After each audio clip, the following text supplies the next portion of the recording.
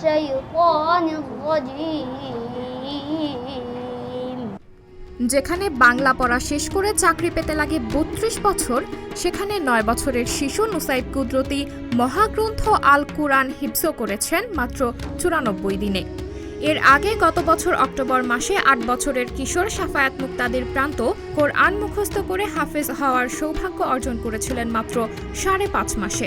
সেই সাফল্যের রেশ কাটতে না কাটতেই এবার মাত্র ৯৪ দিনে কোরআন মুখস্থ করে হাফেজ হলেন শিশু নুসাইব কুদরতি।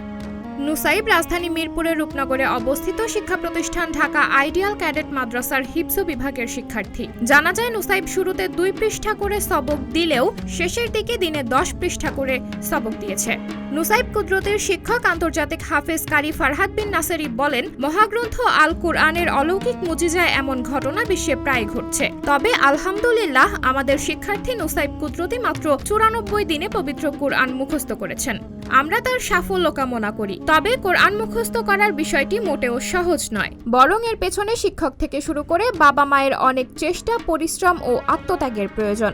একজন কোরআনে হাফেজ আল্লাহর কাছে সবচেয়ে প্রিয় বান্দা। আল্লাহ এই শিশুকে দ্বীনের জন্য কবুল করুন। নুসাইবের বাবা ও মায়ের আশা যে তাদের ছোট্ট সন্তান একসময় বড় আলেম হবেন এবং বিশ্বব্যাপী ইসলামের খেদমত করবেন।